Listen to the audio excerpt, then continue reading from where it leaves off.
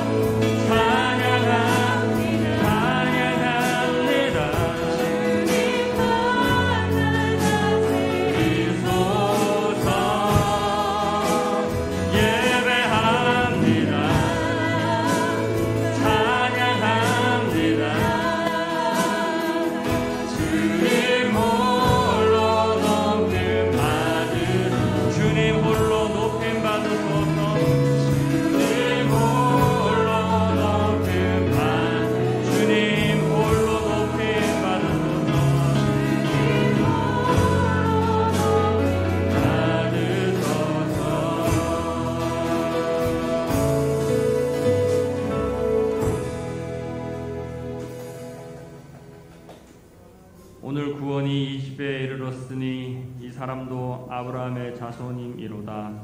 인자가 온 것은 잃어버린 자를 찾아 구원하려 함이니라. 아멘. 거룩하신 하나님, 한 주간의 삶을 주님의 사랑과 은혜 안에 살게 하시고 오늘 귀하고 복된 주일 하나님께 예배하게 하심에 감사를 드립니다. 우리의 삶의 구원자 되시며 주인 되시며 또 유일한 소망 되시는 주님께 이 시간 예수 그리스도의 보혈을 의지하여 온 마음과 정성을 다해 나아갑니다.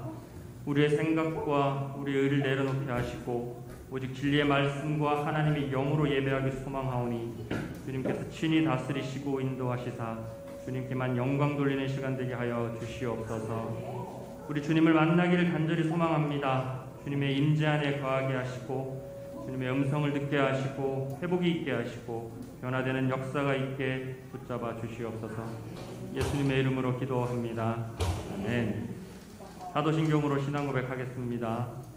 전능하사 천지를 만드신 하나님 아버지를 내가 믿사오며 그 외아들 우리 주 예수 그리스도를 믿사오니 이는 성령으로 잉태하사 공정녀 마리아에게 나시고 본디오 빌라도에게 고난을 받으사 십자가에 못 박혀 죽으시고 장사한 지 사흘 만에 죽은 자 가운데서 다시 살아나시며 하늘에 오르사 전능하신 하나님 우편에 앉아 계시다가 저리로서 산자와 죽은 자를 심판하러 오시리라. 성령을 믿사오며 거룩한 공예와 성도가 서로 교통하는 것과 죄를 사하여 주시는 것과 몸이 다시 사는 것과 영원히 사는 것을 믿사옵나이다. 아멘. 주 안에서 항상 기뻐하라. 내가 다시 말하노니 기뻐하라.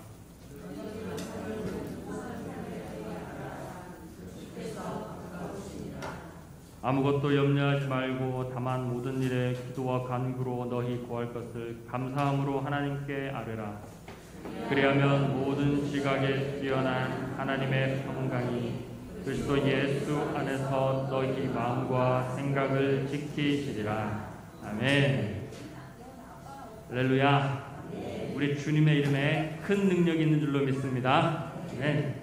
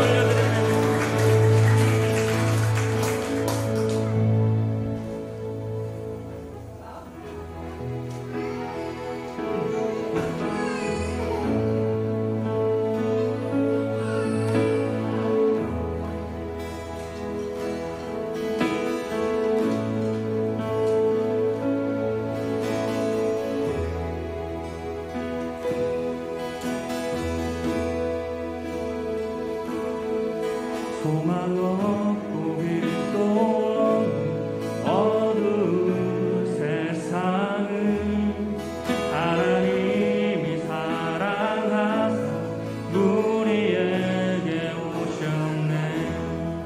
예언하신 약속대로 말씀이 육신되어 하늘 영광 버리시고 이 땅으로 오셨네.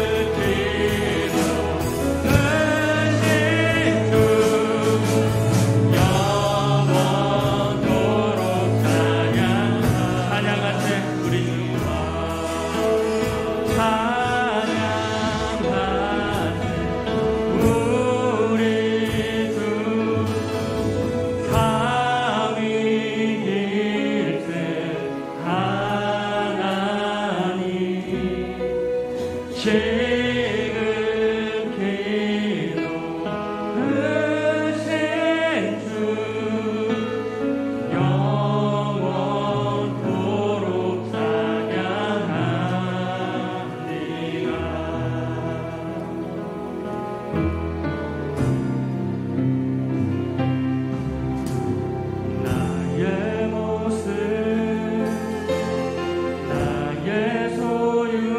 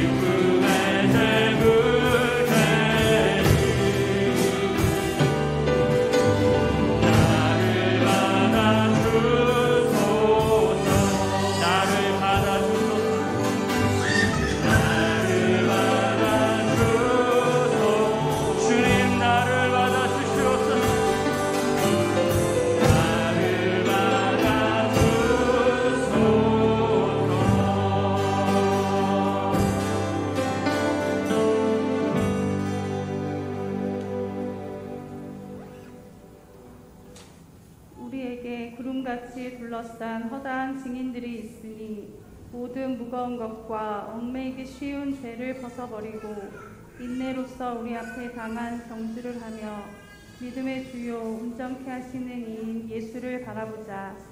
그는 그 앞에 있는 기쁨을 위하여 십자가를 참으사 부끄러움을 개의치 아니하시더니 하나님 보좌 우편에 앉으셨느니라. 아멘. 살아 역사하시는 하나님 아버지, 한 주간도 지키시고 동행해 주신 은혜와 사랑에 감사를 드립니다. 주일 주님 전에 예배 드릴 수 있게 하신 은혜도 감사를 드립니다. 주님, 이 시간 예수님의 보혈로 우리의 허물과 죄를 씻어주시고 정결케 하여 주시옵소서. 우리 삶에 하나님의 나라가 임하고 여호와 하나님의 영광이 회복되도록 매 순간 인도하여 주시옵소서. 예수 그리스도로 인하여서 사망에서 생명으로 옮겨주신 구원의 은혜를 기억하게 하시며 날마다 성령으로 충만할 수 있도록 말씀으로 채워주시기를 간절히 소망합니다. 하나님의 말씀이 선포될 때에 우리의 심령에 주님의 말씀이 새겨지게 하시고 진리의 말씀을 붙잡는 시간 되게 하여 주시옵소서. 말씀을 전하시는 목사님과 듣는 모든 성도님들을 예수 그리스도의 보혈로 덮어주사 성령께서 인도해 주시기를 기도합니다. 예수 그리스도로만 옷 입게 하시고 예수 그리스도의 보혈의 능력이 얼마나 크신지를 깨닫게 하여 주시옵소서. 예수님의 능력으로 승리하는 우리 예수 평강교회 되도록 축복하여 주시옵소서. 주님, 삶 속에서 우리의 기도의 제목들이 있습니다. 서로 기억하며 성령으로 중보할 때에 하나님의 가장 선하시고 온전하시고 귀한 열매로 응답하여 주옵소서. 그리하여 간증이 넘치는 우리 예수 평강교회 되도록 인도하여 주옵소서. 하나님께만 영광 올려드리는 교회 되게 하여 주시옵소서. 그 어떤 상황이나 사람이 아닌 오직 예수님이 주관하시는 뜻대로 인도받는 교회 되게 축복하여 주옵소서. 음부의 권세가 이기지 못하는 교회, 만민이 와서 기도하는 교회, 예수님의 향기와 편지되는 교회로 기름 부어 주시옵소서. 오늘 주일 예배의 첫 시작부터 마치는 시간까지 오직 하나님 한 분께만 영광 올려드리며 이 모든 말씀을 우리 주 예수 그리스도의 이름으로 기도합니다. 아멘.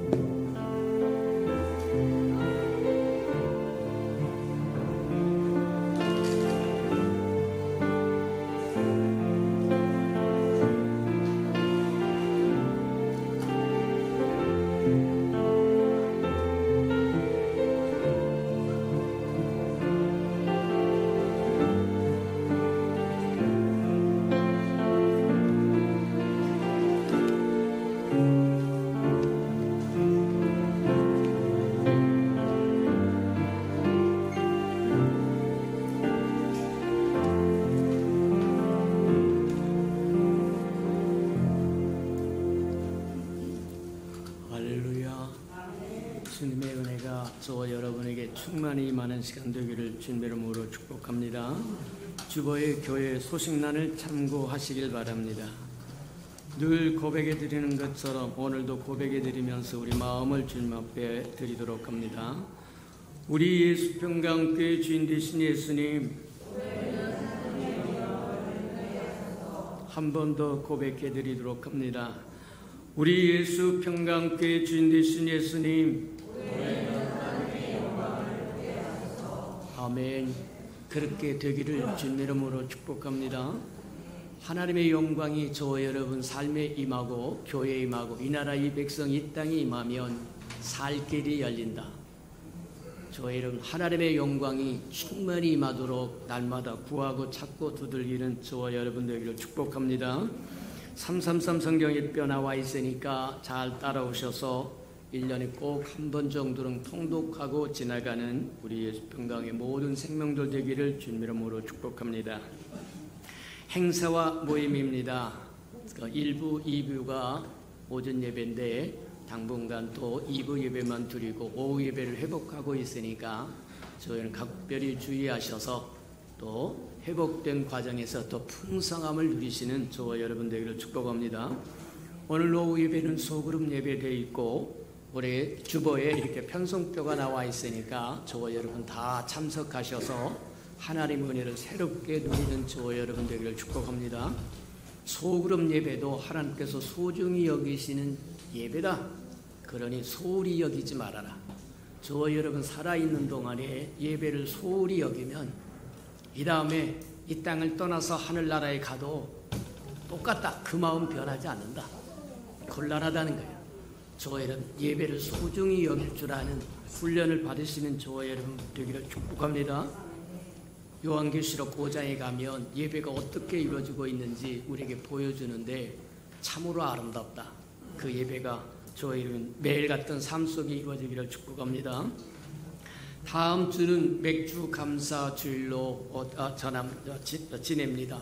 우리 또 특별히 정대희 선교사님이 오셔서 선교보와 함께 또 말씀을 증거해주고 전해줄 테니까 참고하시고 하나님 앞에 감사하는 시간 가지시기를 바랍니다.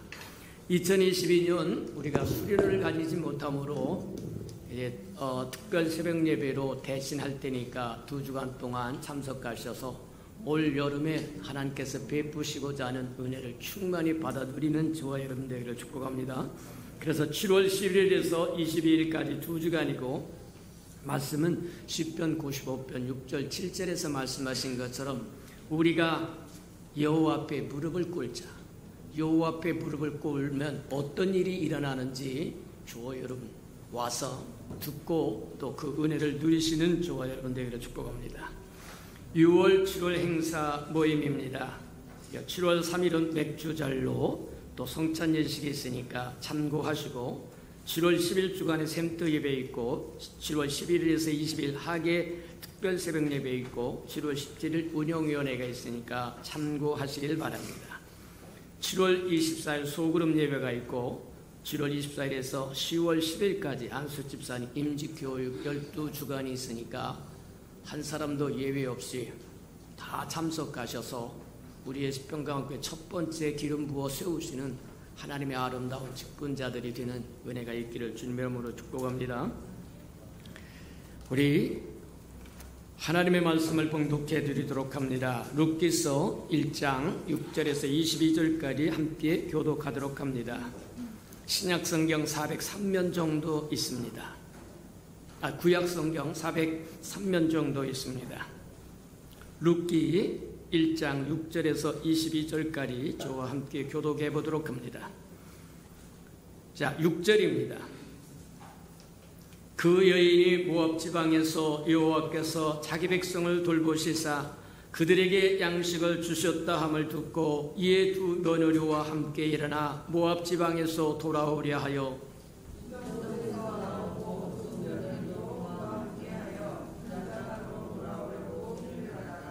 나오미가 두 며느리에게 이르되 너희는 각기 너희 어머니의 집으로 돌아가라. 너희가 죽은 자들과 나를 선대한 것 같이 여호와께서도 너희를 선대하기를 원하며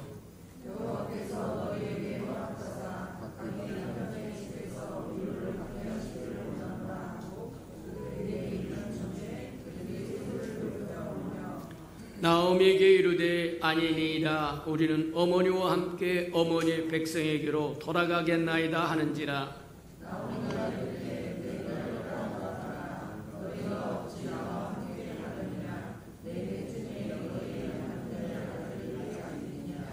내 딸들아 되돌아가라. 나는 늙었으니 남편을 두지 못할지라. 가령 내가 소망이 있다고 말한다든지 오늘 밤에 남편을 두어 아들을 낳는다 할지라도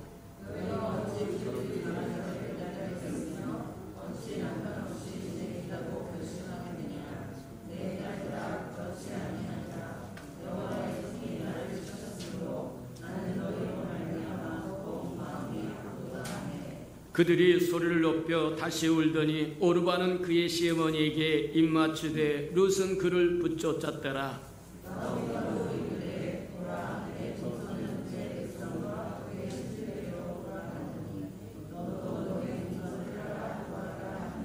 룻이 이르되 내게 어머니를 떠나며 어머니를 따르지 말고 돌아가라. 강권하지 마소서.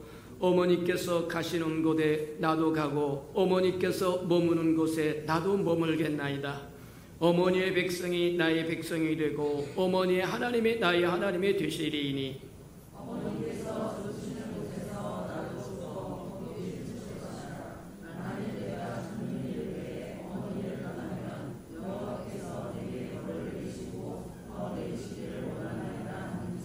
나오미가 루시의 자기와 함께 가기로 굳게 결심함을 보고 그에게 말하기를 그치니라.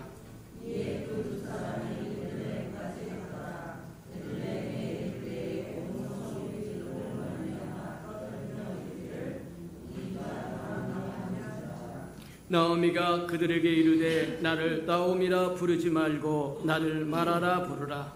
이는 전능자가 나를 심히 괴롭게 하셨음이니라.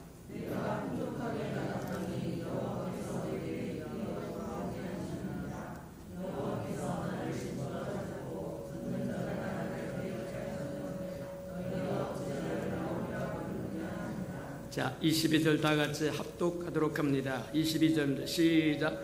나오미가 모압 지방에서 그의 며느리 모압 여인 룻과 함께 돌아왔는데 그들이 볼이 추수 시작할 때에 베들레헴에 이르렀더라. 아멘. 우리 아름다운 샬롬 성가대가 나오셔서 아름다운 찬양을 드리신 후에 여호와께서 양식을 주셨다 함을 듣고 하는 말씀 우리 차 목사님을 통해서 듣도록 합니다.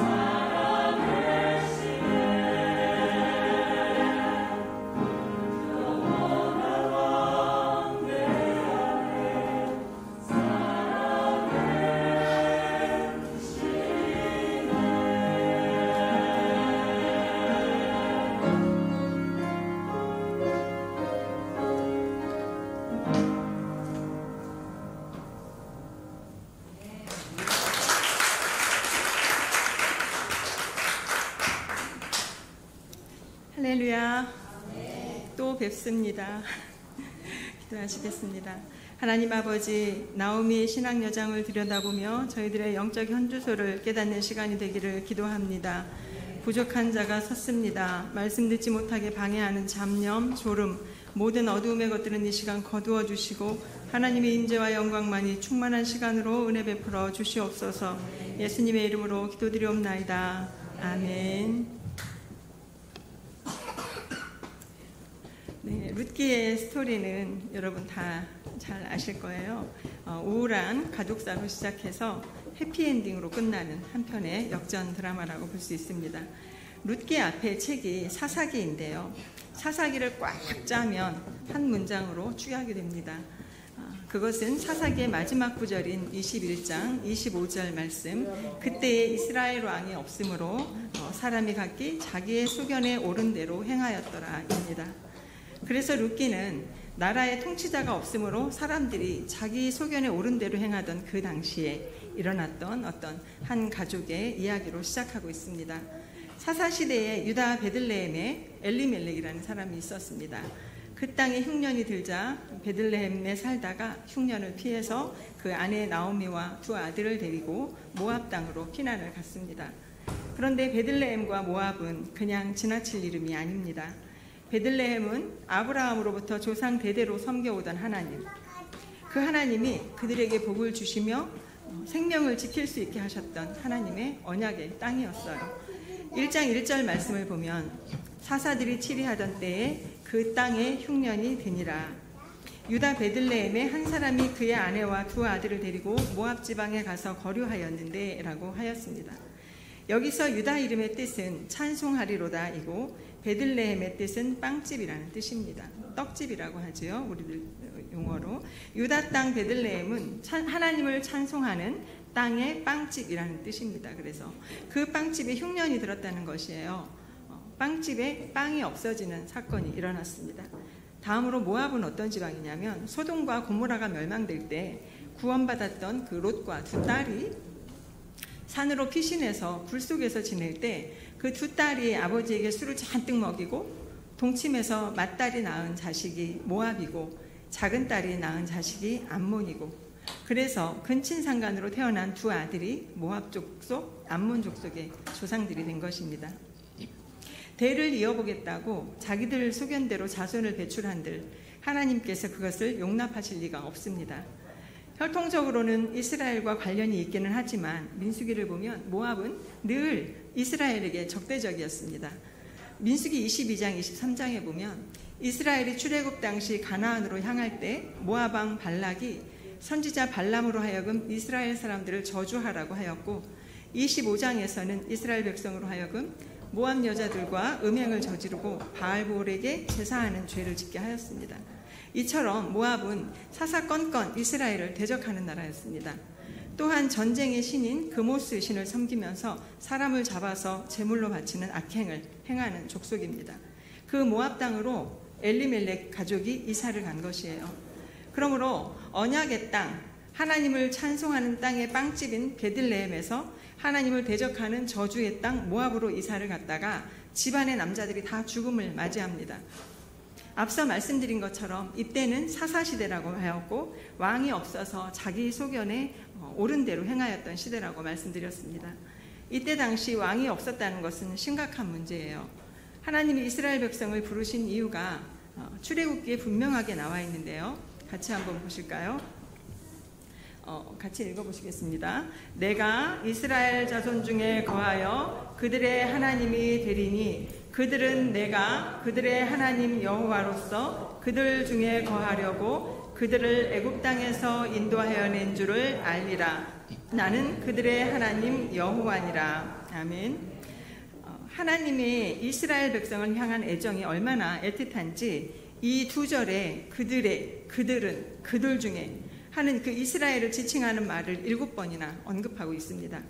이렇게 그들과 함께 하고 싶어서 이스라엘 백성을 부르셨다고 했어요. 원래 다른 이방 민족들은 왕이 있는데 이스라엘 민족은 사람 왕이 없었고 하나님께서 직접 왕 되시기를 원하셨던 것입니다. 그런데 사무엘이 마지막 사사로 있을 때에 백성들이 우리에게도 왕을 달라고 시위를 합니다. 하나님의 말씀을 대언하고 대행하던 사무엘이 어처구니가 없어서 하나님 앞에 가서 이 백성들이 사람 왕을 구한다는 말씀을 아주 실망스럽게 드립니다. 그러자 하나님께서 뭐라고 말씀하시냐면 이 백성이 너를 버린 것이 아니다. 바로 나를 버린 것이다. 라고 말씀하셨습니다. 왜냐하면 하나님이 이들의 왕이고자 하셨는데 그들이 하나님을 왕으로 원하지 않는다는 것이지요. 그러니까 이방 나라처럼 왕을 달라는 것이에요. 내가 낳은 내 자식이 가진 고생 다해서 키워놓았더니 돈 좀 있다고 허세나 부리고 사랑도 인격도 없는 다른 사람을 아버지로 삼겠다고 한다면 그 심정이 어떨까요? 천지 만물을 지으시고 인간을 지으신 창조주 하나님이 그들의 아버지가 되어주고 피난처가 되어주고 왕이 되어준다는데 아무런 힘도 없는 인간 왕을 내놓으라는 것입니다. 마치 모세가 시내산에 올라갔을 때 그 40일을 못 기다려서 금송아지를 만들어냈었던 그때를 기억나게 합니다. 그래서 사사기 마지막 구절에 왕이 없었다라고 하는 말은 분명히 하나님이 계시고 하나님이 그들의 왕이셔야 하는데 뻔히 왕이신 하나님을 그들의 왕으로 인정하지 않았다는 말과 똑같습니다. 하나님을 버렸다는 말입니다. 그렇게 하나님을 버렸기 때문에 각기 자기 소견에 옳은 대로 자기 생각에 옳은 대로 살던 시대였고 그게 사사시대라고 말하는 것입니다. 사실 우리 인간에게 있어서 최악의 상태는 하나님이 없는 상태입니다. 그것은 다른 말로 자기 소견대로 사는 삶입니다. 우리는 어떠한 자여야 하냐면 하나님을 내 삶의 왕으로 주인으로 모시고 하나님의 뜻에 합당한 삶을 사는 자들이어야 합니다. 매일 매순간 우리는 선택을 하면서 살아갑니다. 오늘 아침에 몸도 찌뿌둥한데 온라인 예배를 드릴까? 대면 예배를 드릴까? 로 시작해서 하루 종일 순간순간 우리가 선택하고 결정하는 것에 의해서 우리의 몸이 손과 발이 따르게 되어 있습니다. 그런데 그 선택의 주권자가 자기입니까? 하나님입니까? 하루를 마감하며 자신을 돌아볼 때 오늘 나는 내가 원하는 대로 내가 만족하는 삶을 살았는지, 내 뜻과는 조금 달랐지만 하나님께서 원하시는 삶을 살았는지, 하나님께서 기뻐하실 만한 삶을 살았는지를 조명해 봤을 때 자신이 영적으로 얼마나 깨어있는지 아닌지를 가늠할 수 있을 것입니다. 왜냐하면 이 세상 사람들은 다 왕이 없고 자신이 왕인 삶을 살기 때문이에요. 내가 나를 믿는 종교를 아신교라고 하더라고요. 내가 신이고 내가 교주이고 내가 신도인 1인 1체제 종교라고 합니다. 나만 좋으면 되는 거예요. 사탄 숭배 사이트도 있다고 해요. 그 사이트를 보면 사탄 숭배 3대 교리가 있는데 교리 1번이 우리는 사탄을 숭배한다 라고 쓰여 있을 것 같은데 그것이 아니에요. 첫 번째 교리가 뭐냐 하면 우리는 나를 믿는다 라고 합니다. 내가 곧 하나님이고 내 생각이 옳고 내가 느끼는 것이 다 옳다는 것입니다. 온 우주는 나를 중심으로 나를 위하여 돌아가고 있으므로 나 자신이 가장 소중하다. 그렇다고 본다면 내가 원하는 걸 하고 내가 나를 신뢰하는 것이 곧 사탄적이라는 것일 수 있습니다. 이 사사시대가 바로 왕이신 하나님을 버리고 내가 하나님이 되어서 내가 왕이 되어서 살던 시대라는 것입니다.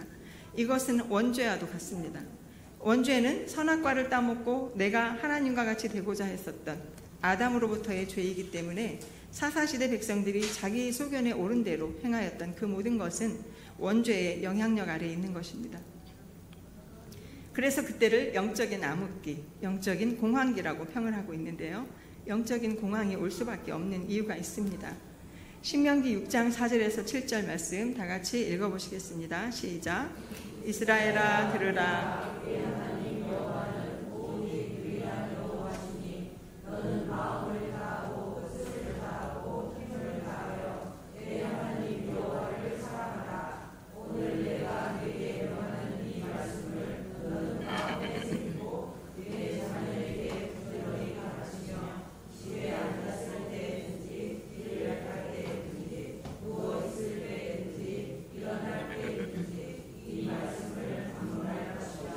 아멘. 하나님께서 모세를 통하여 출애굽 1세대 이스라엘 백성들에게 말씀하여 주신 명령과 규례와 법도를 건너가서 차지할 땅, 그 가나안 땅에서 행할 수 있도록 너희 자녀들에게 가르치라고 했습니다. 나아가서 너희가 직접 보고 들은 것, 경험한 것, 홍해가 갈라진 사건이라든지 요단강을 건너고 만나를 먹고 불기둥과 구름 기둥으로 인도하셨던 그 모든 사건 등등을 이것을 자녀 세대에게 가르치라고 했는데 그것을 가르치지 아니함으로 말미암아서 여호수아와 그 시대 사람들이 다 죽었을 때 그 밑에 후손들은 여호와가 어떤 하나님이신 줄을 모르게 되는 것입니다. 이 명령은 현재 저와 여러분에게도 똑같이 말씀하고 있는 줄 믿습니다. 부모가 자녀의 첫 번째 스승이 되어서 부모에게 역사하셨던 하나님, 성경 역사를 통하여 말씀하여 주시는 하나님을 가르치고 나아가 하나님께서 붙여주시는 영혼들에게 하나님을 알려주고 가르치고 제자를 삼으라고 합니다. 마태복음의 마지막 절인 28장 19절에서 20절 같이 읽어보시겠습니다. 시작.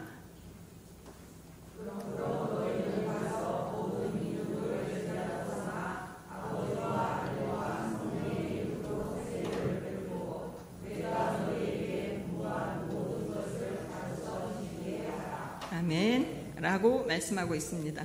다윗이 죽을 때도 모세의 가르침을 그대로 솔로몬에게 당부를 합니다. 열왕기상 2장 3절 같이 읽어보시겠습니다.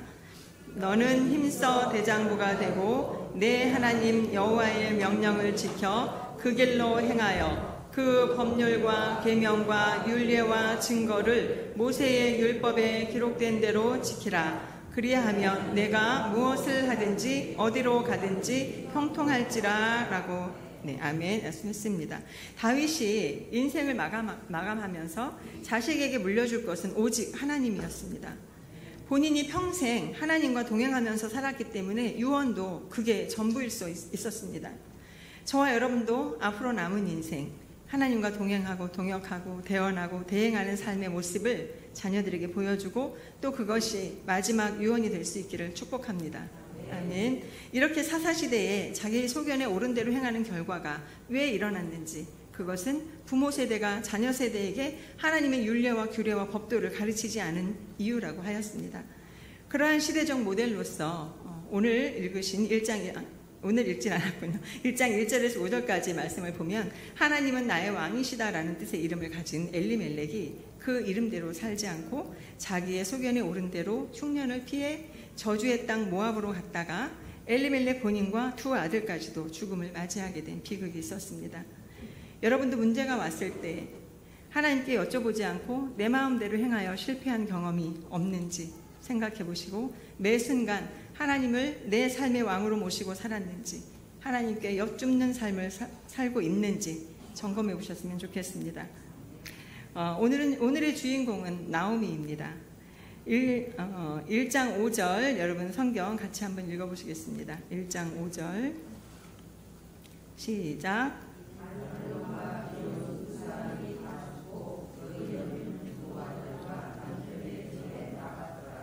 아멘 라고 하면서 그 여인에 대한 이야기가 본문에서 나옵니다. 그 여인은 바로 나오미입니다.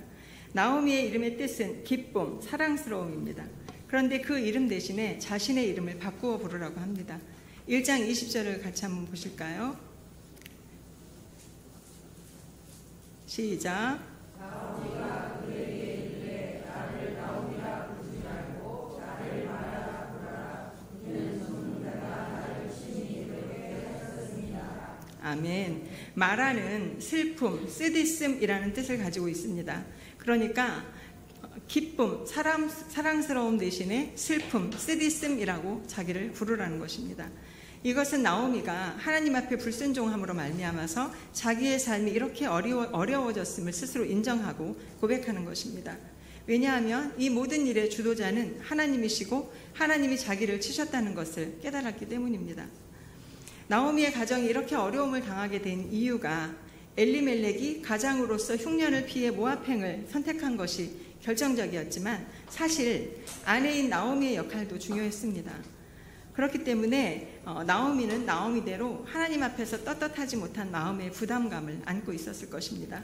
한 가정의 질서는 남편으로부터 오는 것이므로 남편의 결정에 순복하고 따르는 것이 옳은 것이긴 하지만 영적인 분별력은 개인의 차가 있기 때문에 나오미가 이때 영적으로 깨어 있었다면 엘리멜렉의 결정이 하나님의 뜻과 어긋난다고 생각했을 수도 있습니다. 자기라도 영적으로 깨어 있었으면 잘못 가고 있는 남편의 생각을 돌이킬 수 있었을 텐데 그 남편과 한 배를 탔었던 삶의 결론이 오늘에 이르게 된 것에 대해서 자신의 이름이 현실적으로 어울리지 않음을 말하고 있는 것입니다. 3장에서 나오미가 룻과 보아스를 중매해주는 과정에서 보여지는 나오미의 지혜와 통찰력을 봐서는 아마도 처음부터 모압으로 가는 것은 아닌 것 같은데 하면서 고개를 갸우뚱하면서 남편 엘리멜렉을 따라갔을 수도 있을 것 같습니다. 남편을 따라주고 맞춰주고 하는 것이 가정의 질서라고는 하지만 잘못된 길로 들어설 때는 아니라고 말할 수 있는 믿음이 필요합니다. 사도행전 5장에 나오는 아나니아와 삽비라도 대표적인 케이스입니다. 아나니아라 하는 사람이 그의 아내 삽비라와 더불어 소유를 팔아 그 값에서 얼마를 감춤해 그 아내도 알더라 라고 하였습니다. 알면서도 슬쩍 따라가다가 성령을 속인 죄로 둘 다 죽음에 이르렀습니다. 보통의 가정들을 보면 보편적으로 남편들보다 아내들이 기도를 조금 더 많이 합니다. 그렇다면 아내들이 깨어 있어서 남편들의 연약함을 알고 순종은 하되 영적으로 건강하게 이끌어줄 수 있는 가정이면 결국 그 남편도 영적으로 잘 설 수 있지만, 반대의 경우 남편이 잘 서야 되는데, 바로 서야 하는데 아내가 남편을 보지 못할 때, 남편의 연약함을 보지 못하니까 분별 없이 본인도 남편을 따라갈 수밖에 없는 경우가 아나니아와 삽비라의 경우였습니다. 그래도 둘 중에 한 사람이 나아야지, 그렇지 않고 죄악 가운데 쿵짝이 맞으면 뻔한 결과를 맞게 되는 것입니다. 전문 용어로 부부도박단, 부부사기꾼, 이런 커플들이 나오게 되는 것이죠. 아내의 최고의 역할은 하나님께서 내가 아담을 위해서 돕는 배필을 지으리라 하시면서 하와를 만드신 것처럼 돕는 배필의 역할입니다. 한 여학생이 선생님께 물었습니다. 선생님, 왜 하나님은 여자를 돕는 배필로 지으신 거죠? 여자는 창조 때부터 시다발입니까? 저는 창세기를 읽다 보면 하나님이 남녀를 차별한다는 생각이 듭니다. 하나님은 저를 남자의 하녀로 만드신 거냐고요? 하면서 질문을 했더랍니다. 대부분의 사람들이 이 돕는 배필이라는 단어를 통해 흔히 남성은 우월하고 여성은 열등한가? 라는 생각을 떠올리게 됩니다. 돕는 위치에 있으면 열등하고 종속적인 존재로 보는 게 일반적이기 때문입니다. 그러나 그렇지 않습니다. 돕는 배필은 히브리어로 에제르라는 단어를 쓰고 있고, 시편에서 우리를 도우시는 하나님을 에제르라고 불렀습니다. 그러므로 돕는 배필은 아내가 남편을 돕는 것이나 하나님이 우리를 돕는 것이나 성령님의 도우심도 모두 돕는 배필이라는 단어에 사용한 에제르를 사용하였습니다. 그러므로 돕는 배필로서의 아내의 정체성은 절대로 가볍지 않습니다. 그런데 나오미가 그 사명을 잘 감당하지 못한 것이에요. 남편이 잘못된 결정을 했을 때는 화평이 좀 깨어지더라도 단호하게 잡아줬어야 하는데 그냥 따라갔더니 결국은 기쁨이 슬픔으로 변한 인생이 된 것입니다. 우리의 삶에 있어서 이것을 결단해야 할 때가 많습니다. 갈라디아 1장 10절에 사도 바울이 내가 사람에게 좋게 하리야 하나님께 좋게 하리야 라고 했듯이 매 순간 우리는 선택의 기로에 설 때가 많습니다. 그러면서 사도 바울은 내가 만약 사람들을 기쁘게 하려고 했다면 그리스도의 종이 아니라고 했습니다. 말로는 다 될 것 같습니다. 당연히 하나님을 기쁘게 한다고 누구나 말할 수 있지만 세상 사람들은 모두 하나님과 반대편에 있기 때문에 하나님을 기쁘시게 하는 행동을 당연히 싫어합니다. 그러한 사람들 가운데서 하나님의 기쁨을 선택하는 것은 굉장한 용기와 믿음을 필요로 합니다. 그렇다고 해서 또 사람의 기쁨을 선택한다면 우리의 삶은 마라의 삶이 되는 것이지요. 그러나 자신을 마라라고 했던 나오미의 인생은 그것으로 끝이 아니었습니다. 6절, 7절 다 같이 읽어보시겠습니다. 6절, 7절 시작. 그 여인이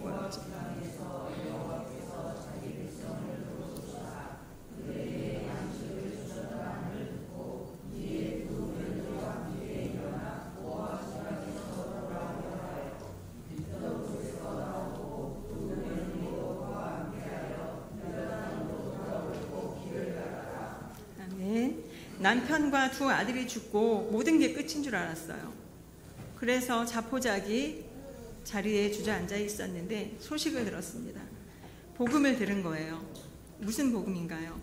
빵집에 빵이 없어서 모압으로 왔는데 그 빵집에 다시 빵이 생겼다는 복음이에요. 여호와께서 자기 백성을 돌보시사 그들에게 양식을 주셨다는 소식을 듣고 나오미가 정신이 번쩍 났습니다. 나오미가 깨달았습니다. 빵집에 빵이 떨어졌다고 하나님의 백성이 전쟁의 신 그모스를 섬기는 모압 지방으로 내가 잘못 왔구나 하는 것을 깨닫고 13절에 보면 그래서 하나님이 나를 치셨구나, 하나님이 나를 치셔서 내 남편도 두 자식도 죽은 것이구나 하는 것을 깨달은 것입니다.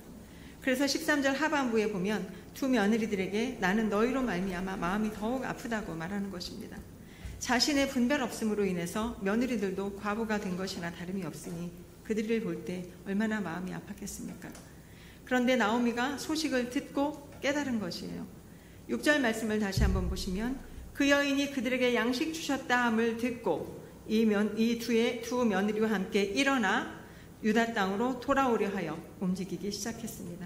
그러니 듣는 것이 얼마나 복된 일입니까? 믿음은 들음에서 난다고 하였고 들을 때 깨닫는 은혜를 주십니다. 또 복된 소식을 전해주는 자가 있어야 들을 수 있기에 소식을 전하는 사명은 또 얼마나 복된 일입니까? 여호와께서 빵집에 빵을 주셨다는 복음을 듣고 깨닫게 되자 나오미는 바로 일어났습니다. 사랑하는 남편과 아들들을 잃고 모든 희망과 소망도 다 사라진 채 5절 말씀을 보면 그 여인은 두 아들과 남편의 뒤에 남았더라 라고 이야기가 마침표를 찍는 것 같았어요. 그러나 복음이 들려오자 바로 나오미는 생기를 되찾고 있습니다. 듣고 일어나더니 그 다음 액션은 돌아오려 하여 이제 빵이 있는 빵집으로 돌아가고자 하는 것입니다. 돌아온다는 것은 가던 길에서 방향을 돌려서 하나님께로 돌아가는 의미를 담고 있습니다. 이것은 회개와 영적인 대각성을 의미합니다. 지금도 우리는 말씀 듣는 자리에 있지만 어떤 부분에서는 내 소견대로 가고 있는 부분이 있을 것입니다. 그럴 때 말씀을 듣고 깨닫기까지는 하지만 거기에서 머무르는 사람들이 저를 비롯해서 많이 있습니다. 늘 하는 얘기 또 하고 또 하고 그건 고쳐지지 않았다는 것입니다. 기도해야 하는데 말씀 봐야 하는데 예수 믿기 시작할 때부터 했던 말 10년 전에도 5년 전에도 지금도 여전히 기도해야 하는데 성경 읽어야 하는데 말만 되풀이합니다. 그것은 듣기는 듣는데 그 다음에 일어나고 돌아오려 하는 행동이 이어지질 않는 것입니다. 순종이 안 되는 것이지요. 제가 아는 어느 집사님이 말씀을 들으면 깨닫기를 너무 잘하십니다. 그리고 그때마다 울기는 얼마나 잘 우는지 혼자 은혜를 다 받는 것 같습니다. 그런데 감정 기복이 너무 심하고 그 안에 열등감과 상처가 많아서 늘 주변 사람들을 힘들게 하는 분이십니다. 말씀 나눔을 할 때면 나눔도 제일 리얼하게 잘하고 깨닫기도 너무 잘하고 거기까지인 거예요. 그런데 그래도 그분이 가장 귀한 것은 모임에 항상 열심히 빠지지 않고 참석하신다는 것입니다. 그러면 소망이 있는 것이지요. 아멘. 양식, 그 말씀을 주셨다 함을 듣고 일어나 돌아오려 하여가 되어야 하는데 어쩌면 그 집사님의 모습이 저와 여러분의 오늘의 모습일 수도 있습니다. 여러분의 일상에서 말씀을 듣고 일어나 돌아오려 하여 이렇게 순종 세트가 함께 이루어지는 매일의 삶이 되시기를 축복합니다. 아멘. 하나님께서는 나오미가 이렇게 결단하여 돌아오려고 일어나기까지 10년을 기다려주셨습니다. 이 돌아온다는 단어는 회개를 의미하는 말인데요. 오늘 함께 읽으신 본문 1장 6절에서 22절까지 중에 돌아오다라는 단어가 11번이나 사용되어지는 것을 볼 수 있습니다.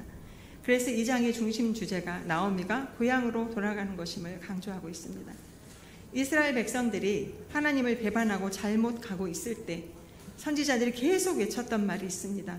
하나님께로 돌아오라, 하나님께로 돌아오라 였습니다. 진정한 회개는 깨닫는 데서 끝나는 것이 아니라 돌아와야 하는 것입니다. 이 시간 몸은 이 자리에 있지만 마음은 오후 스케줄에 있지는 않으십니까? 내일부터 해결해야 할 사업장, 일터, 약속 등의 일들로 생각이 사로잡혀 있지는 않으십니까? 소그룹을 갈까? 집에 갈까?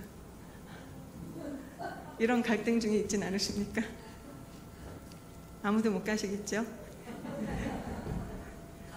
아멘. 우리는 정신을 바짝 차리고 깨어있지 않으면 돌아가려는 습성이 있습니다. 하나님께로가 아닌 원죄의 영향력 아래로입니다. 그러므로 지금도 우리가 말씀을 듣는 자리에 있지만 어느 부분 하나님께로 빵집으로 돌아가지 않으려는 한 부분이 누구나 있을 것입니다. 재정적인 부분일 수도 있고 관계적인 부분일 수도 있고 또 아직도 부여잡고 있는 자아나 가치관일 수 있습니다. 이제 나오미가 돌아오려 하여 길을 떠납니다. 그런데 돌아오는 길이 그렇게 쉽고 간단할까요? 우리가 10년간 하나님을 멀리 떠나 있다가 돌아가려 할 때 그 영성을 회복하기는 절대 쉽지 않습니다. 10년간 붙잡고 있었던 술, 담배를 끊는 것도 내 힘으로 되지 않습니다. 선악과 원죄의 영향력 아래에서 살면서 삶 속에 깊이 침투된 모든 것들이 하루아침에 벗겨지지 않습니다. 목숨을 건 사투를 버려야 회복될까 말까 할 것입니다. 마찬가지로 나오미가 빵, 떡, 말씀이 있는 베들레헴으로 돌아오고자 할 때 목숨을 걸 두려움의 요소들이 있습니다. 첫째로 모압에서 베들레헴까지의 거리가 7-80km의 사막길이었습니다. 모압으로 갈 때는 남편도 있었고 아들들도 있었고 낙타를 타고 가기도 하고, 그래서 어떠한 두려움도 없이 이제 모압으로 향할 수 있었지만, 이제 베들레헴으로 돌아가는 길은 나약한 여자 둘이서 가는 데다가 아무것도 가진 것이 없이 빈 몸으로 가는데, 그 위험한 사막에서 강간이나 살해의 위협이 또 있을 수 있습니다. 그러한 것들로부터 아무런 보호장치가 없었기 때문에 목숨을 걸고 돌아가야 하는 것입니다. 둘째로 모압에서 10년간 닦아놓은 모든 기반을 다 포기하고 남편과 두 아들의 무덤도 뒤로 한 채 빈 몸으로 가야 할 터인데, 가서 먹고 살 미래에 대한 두려움도 있었을 것입니다. 셋째로 무엇보다 이스라엘 민족은 선민 사상에 투철해서 이방 민족에 대한 배타성이 매우 강하기 때문에 알거지가 되어서 돌아가는 데다가 이방 며느리까지 데리고 가야 하니, 그것도 원수 같은 모함 여자를, 그들에게 받을 수치와 모멸감으로부터도 자유롭지도 못했습니다. 더구나 21절 말씀을 보니까 같이 한번 보실까요? 읽지 않으셔도 됩니다. 내가 풍족하게 나갔더니 여호와께서 나를 비워 돌아오게 하셨느니라 라고 하였습니다. 이렇게 말한 것처럼 모든 재산 다 팔아서 이민을 갔으면 돌아올 때는 더 큰 갑부가 되어서 카퍼레이드는 못할 망정 그래도 화환이라도 어깨에 두르고 금이환양해야 떳떳하게 고향 땅을 밟을 수 있을 텐데, 그 반대의 상황이 되었으니 자기가 완전히 비워지고 낮아지고 죽어져야만 갈 수 있는 여정이 시작되는 것이고, 그것은 곧 영적 부흥의 여정인 것입니다. 우리가 이렇게 영적 회복으로의 길이 어렵습니다. 그렇지만 주님께로 가야만 하는 여정이 우리 앞에 놓여 있다면 만사를 제치고 목숨을 걸고 수치와 모욕을 무릅쓰고 가야만 하는 것입니다. 그것이 내가 죽고 그리스도가 사는 길이 될 것이기에 그렇습니다. 말씀을 맺습니다. 오늘 우리는 나오미의 듣고 일어나 돌아오려 하여의 위대한 결단을 보았습니다. 그러한 결단을 할 때 가만히 못 계시는 분이 우리 하나님이십니다. 하나님께서는 우리가 하나님을 가장 사랑했던 그 순간, 하나님을 너무 사랑해서 하나님께 보여드렸던 그 사랑의 행위를 다 기억하고 계신다고 합니다. 그러므로 영적 흉년을 맞아서 모압으로 향하였던 심령이 있다면 하나님을 가장 뜨겁게 사랑했었던 그때를 기억하시기 바랍니다. 또한 나오미처럼 모든 대가를 지불하고라도 돌아가기 위해 일어서는 여러분들 되시기를 축복합니다. 하나님은 목숨 걸고 돌아오는 자를 위해 모든 준비를 해두십니다. 환경을 통해 역사하시고 사람을 통해 역사하십니다. 마지막 절인 22절과 2장 1절을 한번 같이 읽어보시겠습니다. 시작.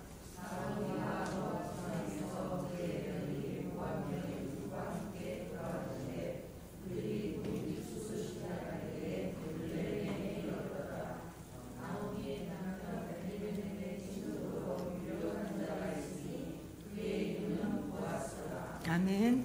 나오미와 룻이 거지가 되어서 돌아왔을 때는 보리 추수가 시작되는 환경이었어요.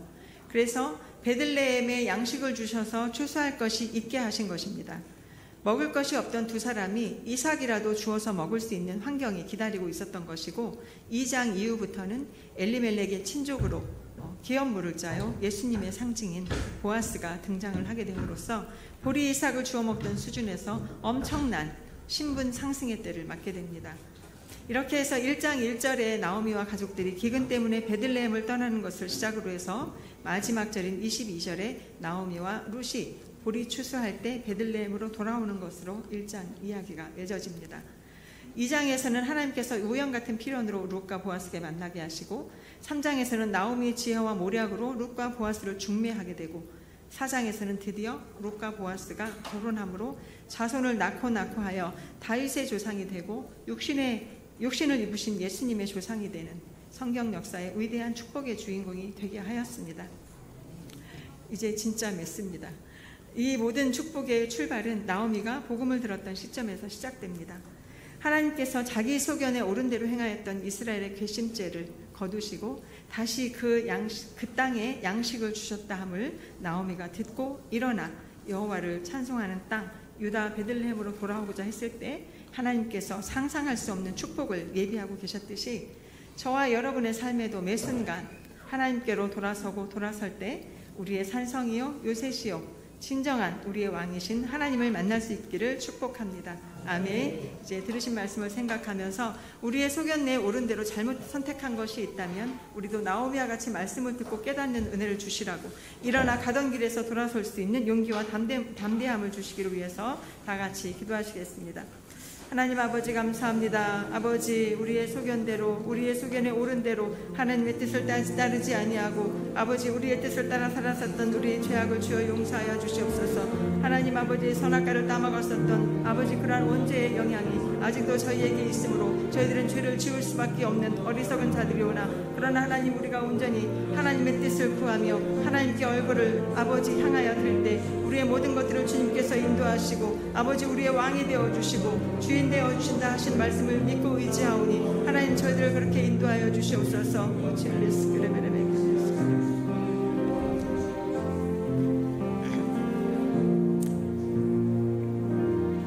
찬양하시겠습니다. 아무것도 두려워 말라 주 나의 하나님 지켜주시네 놀라지 마라 겁내지 마라 주님 나를 지켜주시네 아무것도 두려워 말라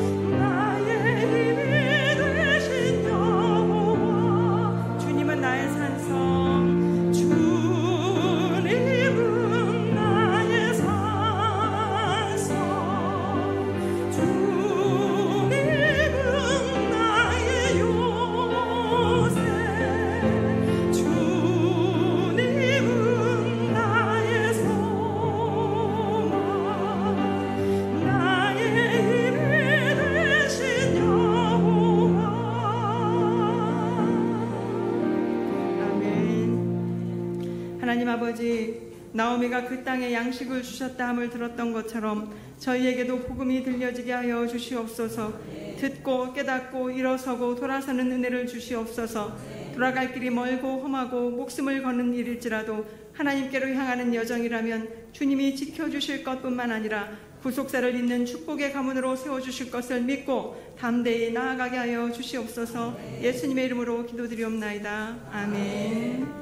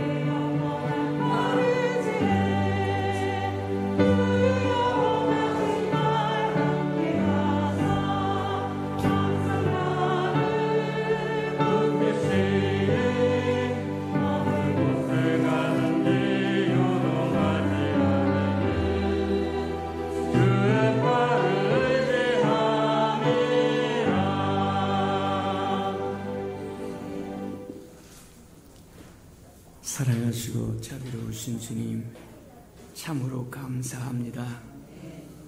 우리를 사랑하사 시마다 때마다 말씀하여 주시고 들을 수 있는 기회를 허락하시니 인하여 감사를 드립니다. 하나님, 어렵고 힘들다고 가지 말아야 할 땅에 갔다가 화를 받았으나 그러나 돌이켜 돌아와 하나님 앞에 회복의 은총을 누린 이야기를 듣고 우리도 주님 정말 회복의 땅으로 돌아올 줄 아는 은혜가 있게 하나님 축복하시고 인도해 주옵소서. 시마다 때마다 깨우침을 주실 때 버리지 말게 하시고 잃어버리지 말게 하시고 하나님 취하여 일어나 돌아올 수 있도록 축복하시고 인도해 주시옵소서.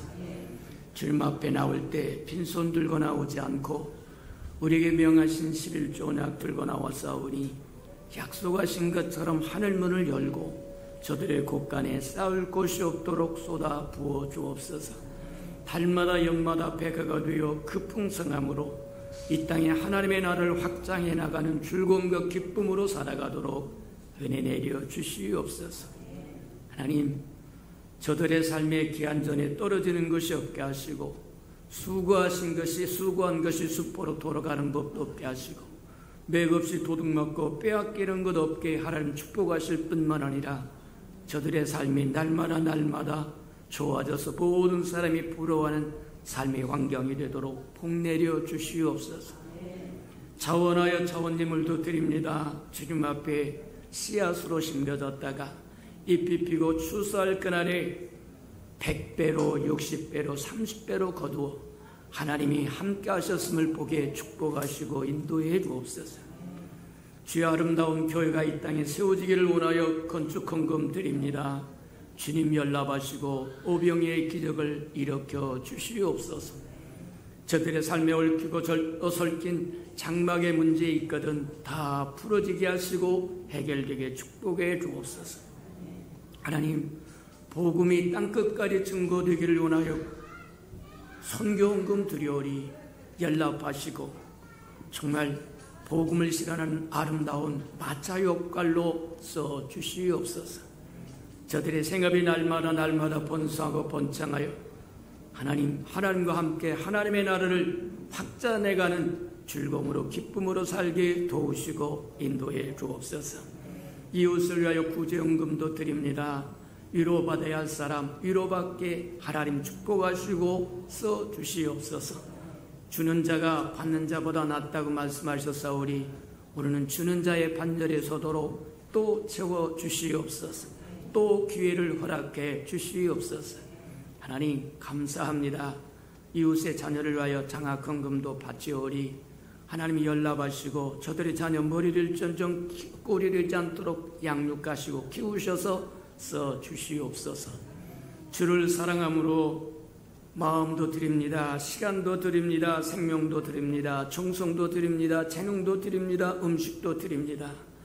이모양 저모양 헌신하는 그 아름다운 헌신의 모습들 주님 다 연락하시고 주의 영광의 그 풍성함으로 갚아 주시옵소서.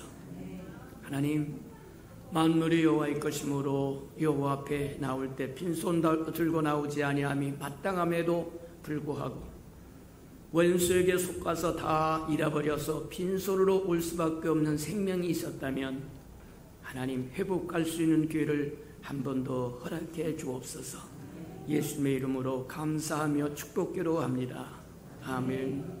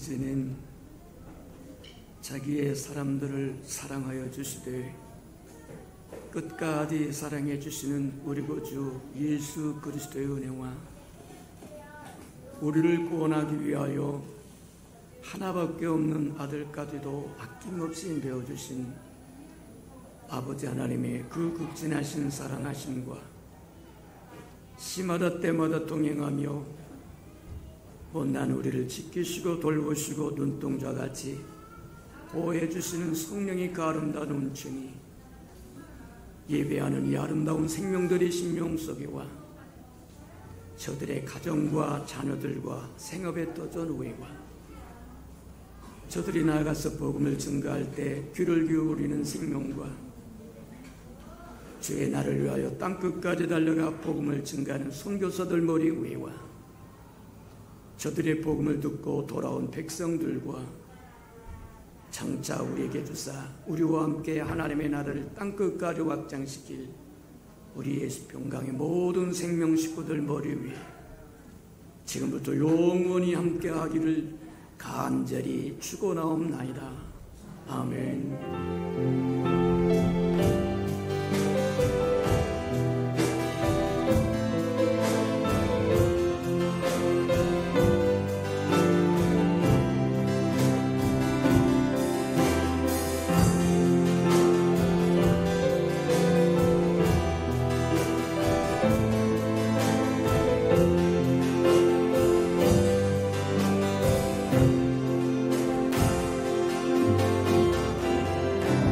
예배를 받으신 하나님께 감사와 영광의 박수 올려드리겠습니다.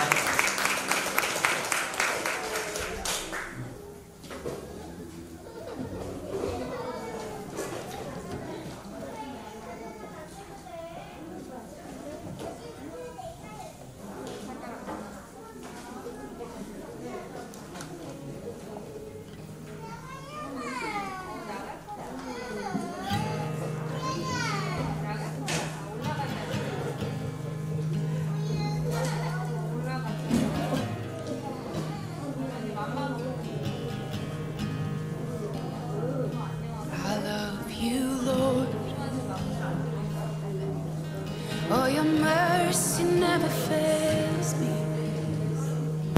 All my days I've been held in your hand. From the moment that I wake up until I lay my head, oh, I will sing of the goodness of God.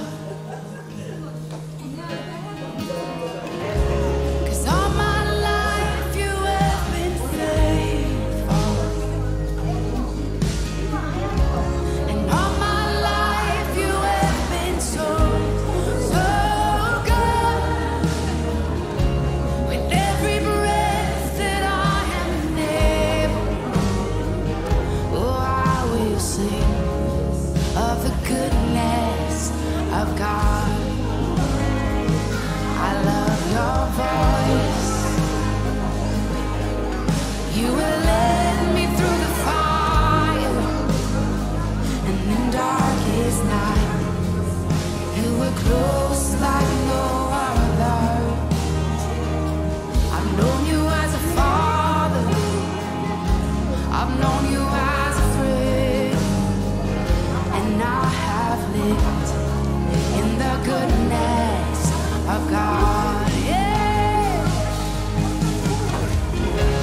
And all my life you have been faithful. Oh, and all my